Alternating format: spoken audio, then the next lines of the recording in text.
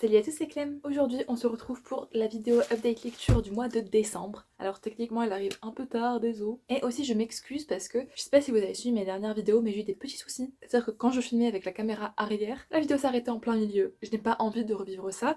Donc là, je le fais en caméra avant et pourquoi je précise ça? C'est juste que c'est chiant parce que vous allez voir les titres des livres en arrière, mais c'est pas trop grave, je pense que vous pouvez y survivre quand même. Donc ce mois-ci, j'ai fait 11 lectures. J'ai trop d'aide et je suis là pour vous les présenter.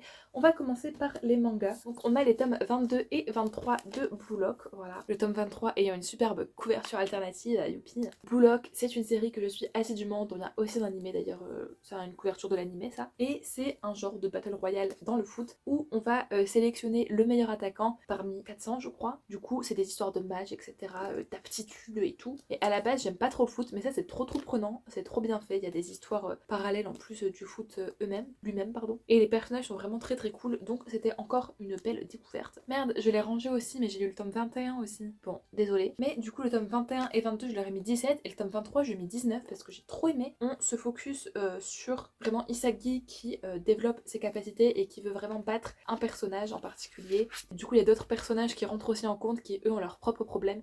Et non, c'était trop bien. C'est dommage que l'anime ne soit pas à la hauteur apparemment du manga parce que l'animation est vraiment mauvaise. Bah le manga en tout cas il est très bien quoi. Je vais maintenant vous parler d'une petite nouvelle de Noël, mais qui fait pas très Noël en fait, qui fait juste...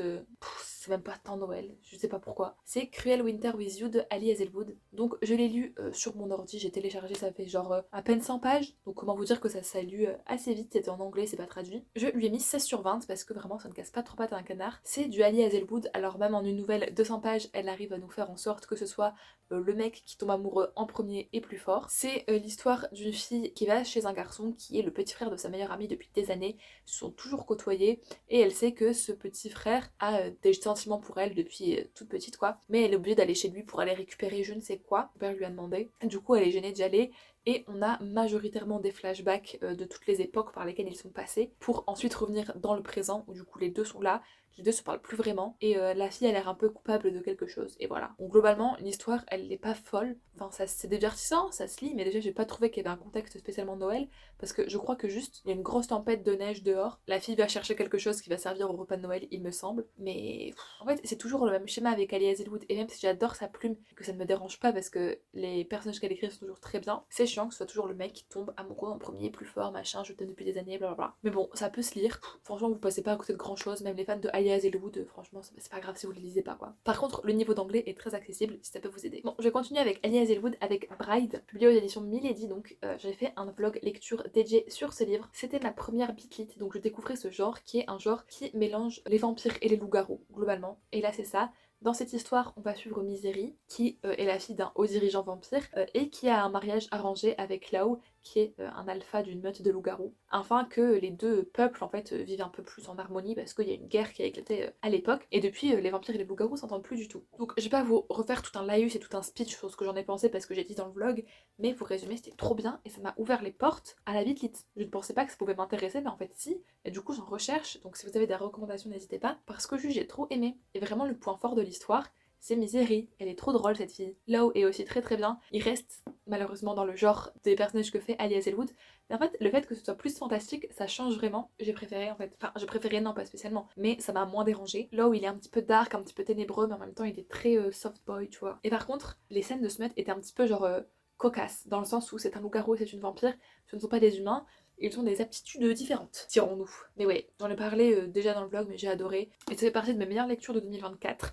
Pour ne rien spoiler, il est dans mes mentions honorables. Allez voir aussi la vidéo, voilà, je vous la mets là, vous avez de quoi faire. Niveau romance, j'ai lu le tome 5 des Campus Driver de C.S. Quill aux éditions Hugo Poche. C'est le tout dernier de la série, voilà, normalement c'est sûr, C.S. Quill n'en fera plus d'autres, ce qui me rend un peu triste, mais à la fois je pense que 5 c'est bien, et trop c'est trop. Ce 5e tome était génial. D'ailleurs, je vous l'ai pas dit, Bride, je leur ai mis 19,5, et Campus Driver, je lui ai mis 19. Donc déjà, Campus Driver, il faut savoir que c'est très drôle. C'est vraiment écrit avec beaucoup d'humour, c'est un humour en tout cas qui fonctionne pour moi. Et là, dans ce 5e tome, on est dans la suite du 4e. On suit un autre couple, mais c'est avec la nouvelle génération des Campus Drivers.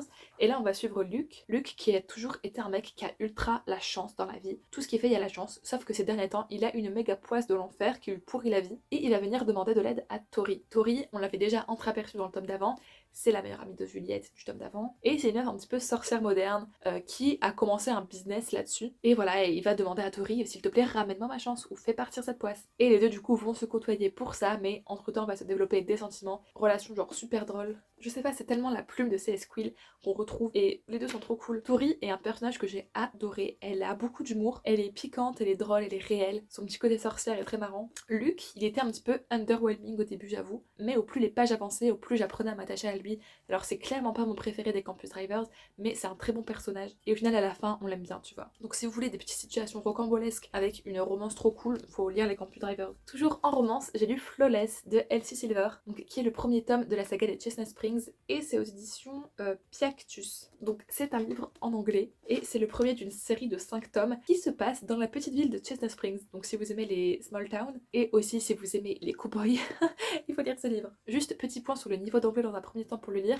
Alors certes c'est un full livre donc il faut quand même savoir parler anglais, mais ce que je veux dire par là, c'est que ça reste abordable. Il y a quelques termes techniques de cowboyerie, etc., mais on comprend assez vite ce que c'est. Et franchement, perso, je suis pas bilingue, je parle bien anglais, j'ai bien lu ce livre, j'ai tout compris. Alors forcément, des fois, t'as des termes que tu n'as pas, mais dans le sens de la phrase, tu comprends. Ou des fois, juste, j'ai eu envie de regarder la traduction sur Google Trad, et c'est pas grave. Dans cette histoire, on va sur Rhett, qui est un cowboy. Voilà, son métier, c'est d'être cowboy. Enfin, il est bull rider, genre il va sur des taureaux, je savais même pas que c'était un métier, mais soit. Et pour ce faire, il a des sponsorships, et il est vu un jour en train de vider du lait dans des toilettes, alors que cette marque de lait était son sponsor. Donc ça fait un petit bad buzz et Summer va venir à la rescousse pour être un petit peu son agent et le cadrer. Du coup Summer va devoir vivre avec Rhett et Rhett c'est son idole depuis qu'elle est petite. Genre vous savez elle était trop amoureuse de lui et tout et bref. C'était un peu sa star quoi. Sauf que là elle va devoir avoir une relation professionnelle avec lui. C'est trop mignon juste voilà. C'est pas très slow burn.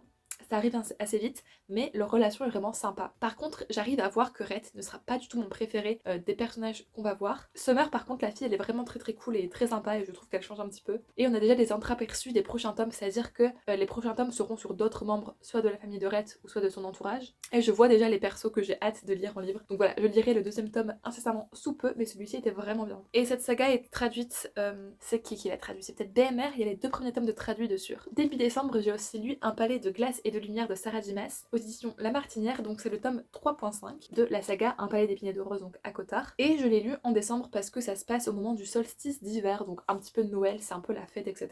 C'est vraiment pas un livre qui est nécessaire, mais juste si vous aimez bien les personnages, que vous avez envie de voir cette petite ambiance Noël, hivernale, reconstruction, amitié, cadeau, ça peut aussi un tout petit peu amorcer le tome 4 qui sera sur Cassian et Nesta, parce qu'on voit des petites bribes de conversation, enfin de relations entre eux, vraiment rien de fou. Si vous ne l'avez pas lu, vous pouvez très bien vivre sans, et je pense continuer la saga sans. Je lui ai mis 17 sur 20. D'ailleurs, pareil, je vous ai pas dit, mais celui-là, je lui ai mis aussi 17 sur 20, parce que même si c'était très sympa et drôle, je sens qu'il y a mieux. Et là, pareil, je sens que clairement, Sarah Dimas peut mieux faire, et a déjà mieux fait dans les autres tomes d'Akotar, que là, c'était un peu du fanservice. Après, c'est pas bien long, c'est 300 pages, mais c'est 300 pages de pas grand-chose, mais c'était quand même divertissant, et j'ai bien aimé, ça m'a mis un petit peu dans le mood hiver, Noël, alors que chez nous, on n'a pas du tout de neige, mais bon. Encore une fois, un 17 sur 20, c'est le mois des 17 sur 20, j'ai l'impression. C'est The Curse de Marie Rutowski aux éditions Lumen. La couverture est trop jolie, j'aime trop. Et c'est pas ce que je pensais de cette lecture. J'avais eu ce premier tome à Noël dernier, et pendant cette année, j'ai réussi à récolter les autres tomes de la saga, et du coup, je me suis dit que j'allais me lancer. Et je pensais que ça allait être une genre de la sélection, young adulte, mais un petit peu différent. Pas du tout. Et ça a beau être young adulte, je trouve qu'on passe trop à côté de ça. Pour mes readers de fantasy,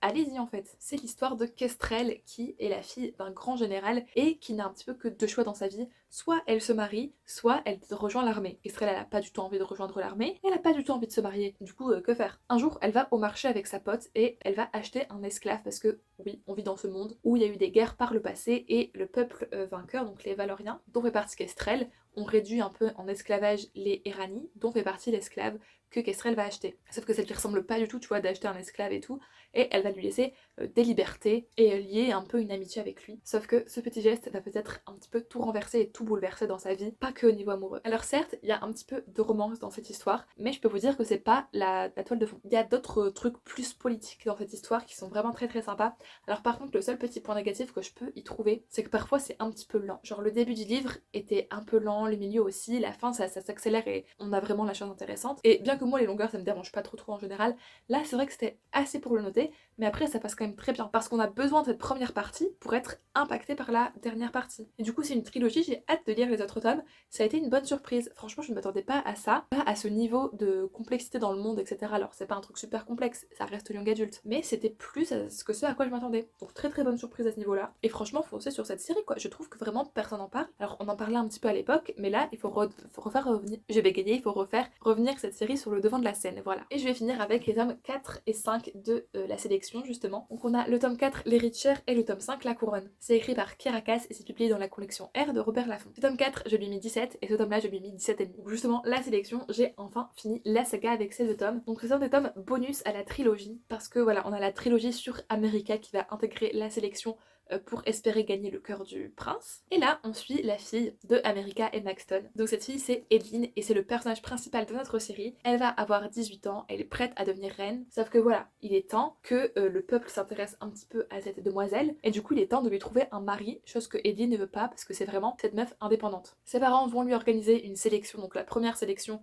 où c'est la future reine qui va choisir son époux. Alors Edwin, elle est pas du tout contente, mais elle va faire semblant pour la presse de vraiment participer pour de vrai à cette sélection, alors que non. Mais au final, elle va se rendre compte qu'elle va pouvoir s'attacher à certains des personnages. Et de toute façon, elle a pas le choix parce qu'il s'agit de l'avenir de son pays. Donc ce premier tome, on introduit vraiment le personnage d'Edwin. C'était un petit peu compliqué parce que c'est un personnage qui n'est pas très attachant dans ce premier tome-là. Enfin, dans ce quatrième tome du coup. Elle est assez froide, elle est distante, elle veut faire tout comme elle l'entend. C'est un peu la madame je sais tout, la meuf qui a des privilèges dont elle se rend compte mais pas vraiment. Et ouais, elle sait pas trop quoi faire quoi. Dans ce tome-là, on a une facette d'Edwin que j'ai préférée, c'est-à-dire qu'elle devient plus humaine. Alors elle reste cette personnage un petit peu comme elle était dans le tome d'avant, mais elle prend plus conscience des choses, elle devient plus plus humaine, plus attendrissante là-dedans. Et je pense que c'est pour ça que les gens ont pas trop aimé ces tomes-là, parce qu'ils ont pas trop aimé Edwin. Mais là du coup c'est la suite de sa sélection, et voilà, elle est vraiment attachée aux gens, elle va devoir faire un choix. Et voilà, petite romance, mais c'est aussi des histoires d'amitié, d'accomplissement, de famille et tout. Donc il n'y a pas grand chose à dire de plus sur mes lectures du mois de décembre. J'espère que ça vous a plu. Si c'est le cas, n'hésitez pas à me commenter vous votre meilleure lecture du mois de décembre, à mettre un petit pouce bleu, ça soutient toujours la chaîne. Vous pouvez aussi vous abonner parce que voilà, je publie des vidéos chaque semaine, ouais. Et du coup justement, on se dit à mercredi après-midi prochain pour une nouvelle vidéo. En attendant, prenez soin de vous. Bisous.